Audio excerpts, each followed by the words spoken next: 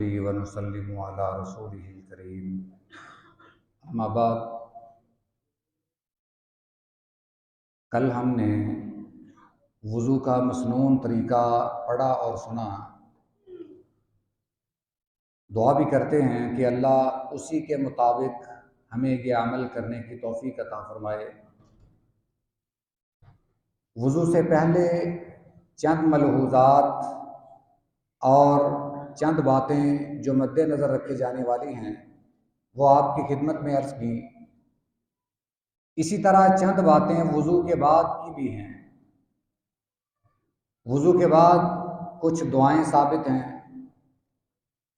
اور کچھ ایسے اعمال بھی انجام دیے جانے لگے ہیں جو شریعت سے ثابت نہیں، لہٰذا ان کی نشاندہی کرنا یہ ضروری ہے تاکہ ہمارا ہر عمل وہ خرافات سے اور دیگر جتنی بھی اپنی مرضی کے اعمال ہیں ان سے پاک ہو اور ہمارا یہ عمل عین سنت کے مطابق ہو۔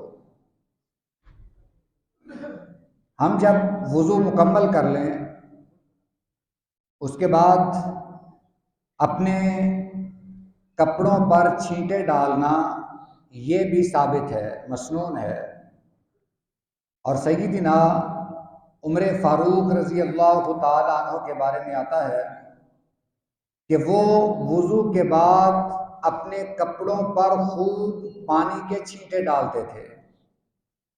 یہ کپڑوں سے مراد ہمارے جو شرمگاہ والا حصہ ہے وہاں چھینٹے ڈالنا یہ وضو کے بعد ایک مسنون عمل ہے، اور کئی بھائی اس سے ناواقف بھی ہیں، وہ وضو کر کے سیدھے مسجد میں آ جاتے ہیں، شاید انہیں اس سنت کا، اس عمل کا علم نہیں، تو یہ عمل بھی انجام دینا چاہیے۔ اس کے بعد وضو کی دعائیں ہیں۔ اس کے لیے یہ میں عرض کر دوں کہ بعض مساجد میں یہ دیکھا گیا ہے کہ وہاں لکھا ہوتا ہے کہ وضو کے بعد شہادت والی انگلی کھڑی کر کے یہ دعا پڑھیں، یا لکھا ہوتا ہے کہ آسمان کی طرف منہ اٹھا کر یہ دعا پڑھیں۔ انگلی اٹھانا اور اپنا منہ آسمان کی طرف اٹھانا یہ شریعت میں موجود نہیں، یا یوں کہہ لیں کہ صحیح حدیث مبارکہ سے یہ ثابت نہیں۔ ایک ضعیف حدیث جو ابو داؤد شریف میں آتی ہے اس میں انگلی اٹھانے کا ذکر ہے، تو وہ حدیث مبارکہ اگرچہ ضعیف ہے، اس لیے یہ عمل سنت سے ثابت نہیں۔ وضو کے بعد انگلی اٹھانا یا آسمان کی طرف منہ اٹھانا یہ ایک ایسا طریقہ ہے جو ہمیں سنت سے نہیں ملتا، لہٰذا اسے احتراز کرنا چاہیے۔ اس کے بعد دعاؤں کا ذکر ہے۔ اس سے پہلے میں وضو کے دوران جو بعض کلمات کہے جاتے ہیں یا دعائیں پڑھی جاتی ہیں ان کا بھی عرض کرتا چلوں کہ وضو کے دوران کوئی بھی دعا نبی علیہ الصلوۃ والسلام سے ثابت نہیں۔ بعض بھائی جب وہ چہرہ دھوتے ہیں تو ساتھ پڑھتے ہیں لا الہ الا اللہ، یا پورا یہ کلمہ پڑھ دیتے ہیں لا الہ الا اللہ محمد رسول اللہ، یہ ثابت نہیں۔ یا وضو کے دیگر اعضاء دھوتے وقت کوئی سبحان اللہ کہنا، الحمدللہ کہنا، اللہ اکبر کہنا یہ ثابت نہیں۔ یہ عرض کرنے کا مقصد یہ ہے کہ ہم ہر اس عمل سے بچیں جو ہمیں شریعت سے نہیں ملتا۔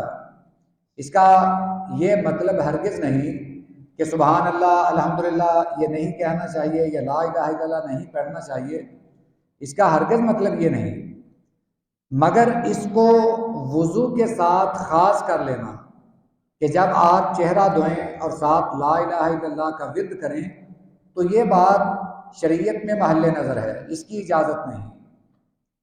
جو مسنون دعائیں ہیں، ایک جسے ہم دوم کلمہ کہتے ہیں، شہادت کا کلمہ کہتے ہیں، یہ دعا نبی علیہ الصلوۃ والسلام سے ثابت ہے۔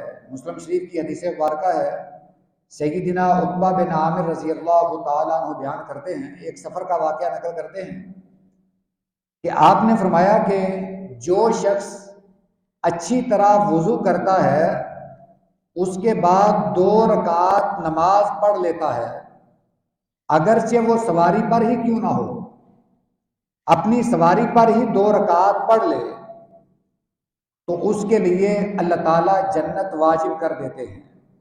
یہ بڑا عظیم عمل ہے۔ وضو کے بعد 2 رکعت نماز ادا کرنا، یہ وہ عمل ہے جس کے بارے میں نبی علیہ الصلوۃ والسلام نے سیدنا بلال رضی اللہ تعالیٰ عنہ سے پوچھا، اے بلال، میں نے جنت میں اپنے آگے آگے تیرے قدموں کی آہٹ سنی ہے، تیرے قدموں کی آواز سنی ہے، کون سا ایسا عمل ہے جو تجھے اتنا عظیم کر دیتا ہے، یا کون سا وہ عمل ہے جس نے مجھے یہ اشارہ دیا ہے کہ بلال چلتا زمین پر ہے؟ یہ میں مفہوم عرض کر رہا ہوں۔ بلال چلتا زمین پر ہے، اس کے چلنے کی آواز جنت میں آتی ہے۔ حضرت بلال رضی اللہ تعالیٰ عنہ نے عرض کی، اللہ کے رسول، میں جب بھی وضو کرتا ہوں اس کے بعد 2 رکعت نماز پڑھ لیتا ہوں، نفل پڑھ لیتا ہوں، لہٰذا ہمیں اس کا خاص اہتمام کرنا چاہیے۔ جب ہم مسجد میں آئیں، گھر سے وضو کر کے نکلیں، تو اگر وقت ہے تو اپنے گھر میں ہی 2 رکعت پڑھ لیں، مسجد میں آ کر 2 رکعت تحیت المسجد پڑھ لیں۔ اگر آپ نے مسجد میں وضو کیا ہے تو آپ 2 رکعت تحیت الوضو کی نیت کے پڑھ لیں، اگر وقت ہے تو 2 اس کے بعد اور تحیت المسجد بھی پڑھ لیں، اگر وقت کم ہے تو کم از کم 2 رکعت لازمی پڑھ لیں۔ یہ ہمارے لیے نبی علیہ الصلوۃ والسلام کی طرف سے جنت کی ضمانت ہے۔ اور یہ کلمہ جسے کلمہ شہادت کہا جاتا ہے، جو ہمارے عوام میں مشہور ہے، اشہد ان لا الہ الا اللہ وحدہ لا شریک لہ واشہد ان محمدا عبدہ ورسولہ۔ نبی علیہ الصلوۃ والسلام نے فرمایا کہ جو شخص اچھی طرح وضو کرتا ہے، اس کے بعد یہ دعا پڑھ لیتا ہے، اللہ تعالیٰ اس کے لیے جنت کے 8 دروازے کھول دیتا ہے۔ یہ عمل کتنا ہے؟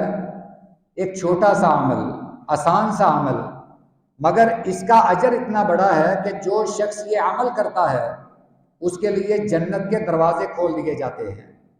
اللہ تعالیٰ ہمیں یہ عمل کرنے کی توفیق عطا فرمائے۔ ایک وضو کے بعد اور بھی دعا ملتی ہے، اللہم اجعلنی من التوابین وجعلنی من المتطہرین۔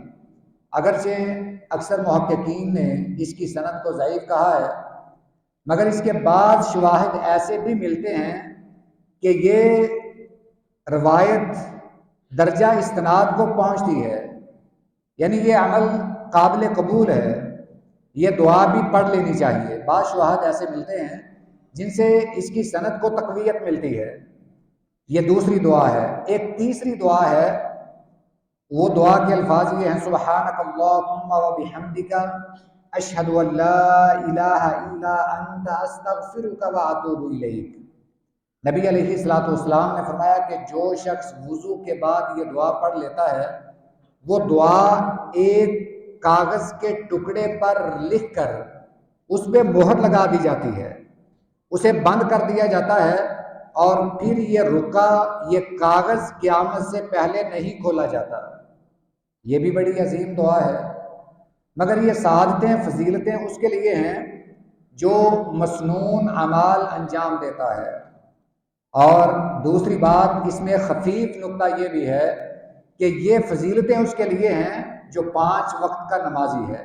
ظاہر بات ہے وہ 5 وقت وضو کرے گا اور یہ عمل انجام دے گا، اس کے لیے تو یہ فضیلتیں ہی فضیلتیں ہیں۔